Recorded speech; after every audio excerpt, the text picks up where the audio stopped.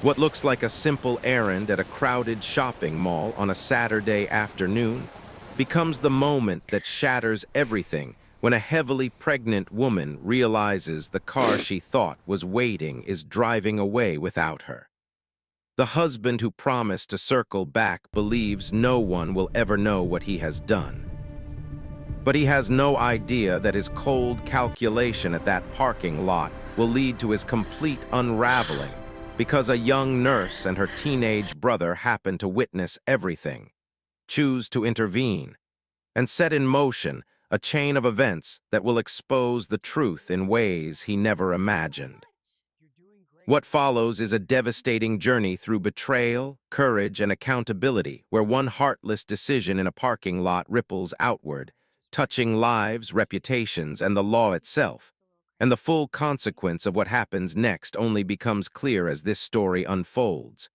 Before we begin, we want to hear from you. Drop a comment telling us where you are watching from and what time it is right now.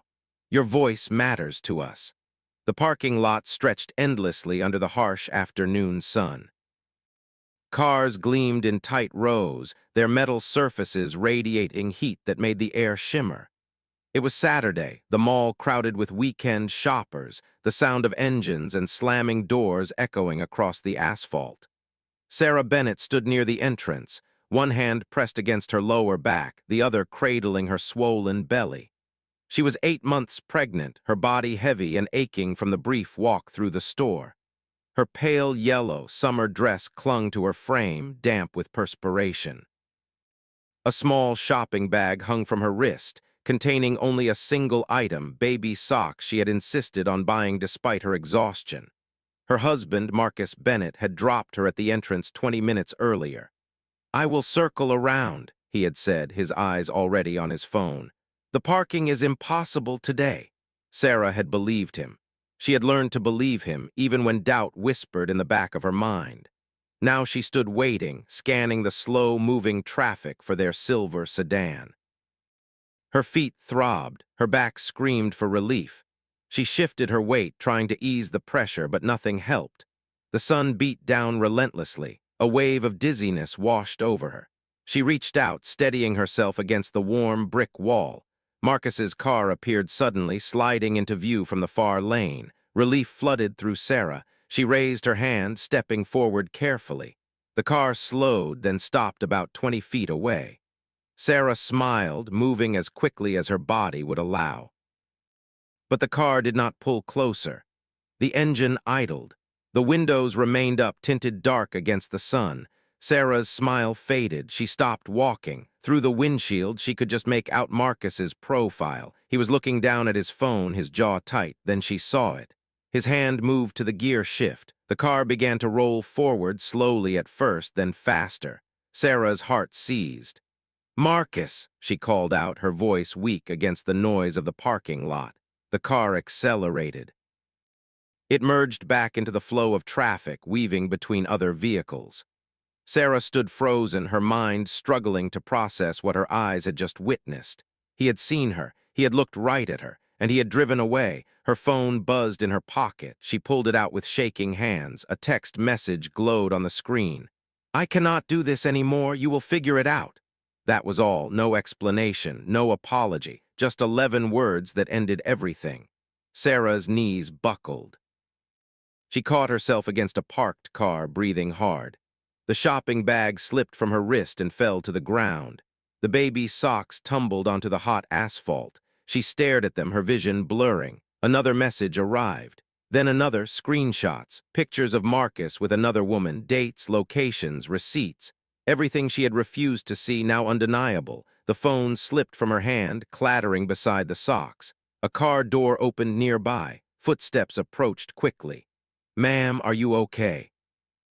The voice was young, female, urgent. Sarah looked up. A woman in scrubs stood before her, concern etched across her face. Behind her, a teenage boy hovered, eyes wide. "I am Rachel," the woman said gently. "I am a nurse. This is my brother, Kevin. We saw what just happened." Sarah opened her mouth, but no sound came. Rachel knelt down, ignoring the hot pavement. "Did that man just abandon you here?" Sarah's throat tightened. She nodded once. "I am pregnant," she whispered, as if that explained everything. "I can see that," Rachel said. Her voice was calm, professional, but her eyes blazed with quiet fury. "Kevin, get the car. We are not leaving her here." Rachel's apartment was small but clean, the air conditioning a blessed relief after the heat. Sarah sat on the couch, a glass of cold water in her hands, a damp cloth pressed to her forehead. Kevin sat across from her, silent but watchful. Rachel moved through the space with practiced efficiency, gathering pillows, checking Sarah's pulse, asking careful questions. "When is your due date?"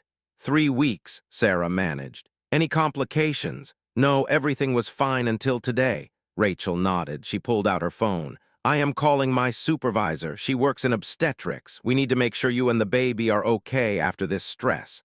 Sarah started to protest, but Rachel raised a hand. "This is not negotiable." The examination happened within hours. Rachel's colleague arrived at the apartment bringing equipment and expertise. Sarah's blood pressure was elevated. The baby's heartbeat was strong, but her body was showing signs of extreme stress. "You need rest," the doctor said firmly. "And you need to avoid situations like this. Stress at this level can trigger early labor." Sarah absorbed the words numbly. Rachel sat beside her after the doctor left.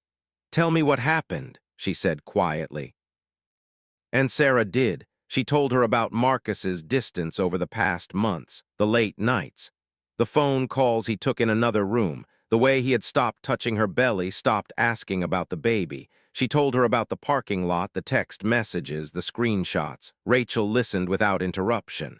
When Sarah finished, Rachel's expression had hardened into something resolute. "Do you still have the messages?" "Yes." "Good, do not delete them. We are going to document everything." Over the next 2 days, Rachel became Sarah's advocate. She helped Sarah screenshot every message, every call log, every piece of evidence. She drove Sarah back to the parking lot and spoke with mall security, requesting footage from that afternoon. The cameras had captured everything: Marcus's car slowing, Sarah waving, the car driving away. Kevin interviewed shoppers who had been nearby, collecting witness statements.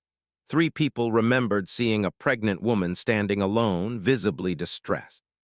Rachel contacted a legal aid clinic. They scheduled an appointment immediately. "What he did was not just cruel," the lawyer explained.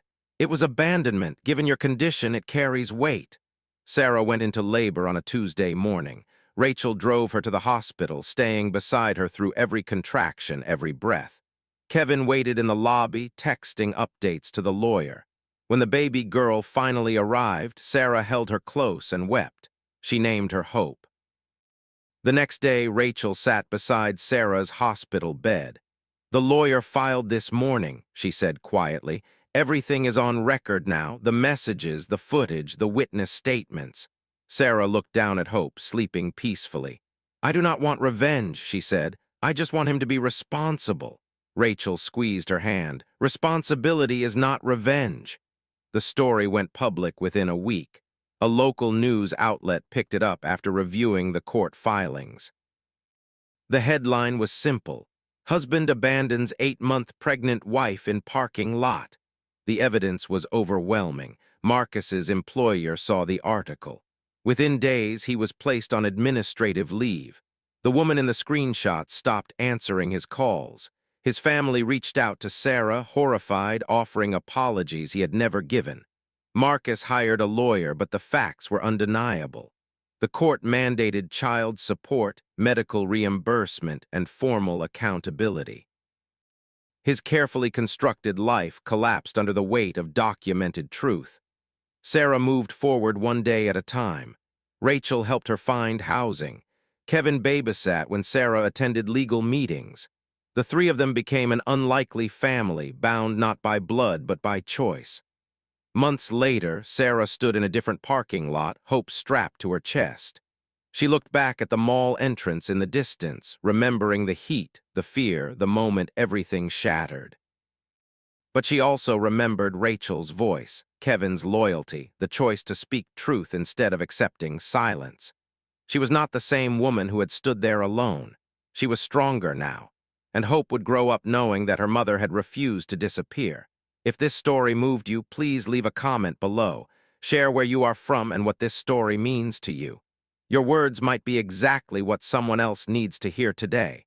And if you know someone who needs to hear this message, share this video. Sometimes the bravest thing we can do is refuse to stay silent.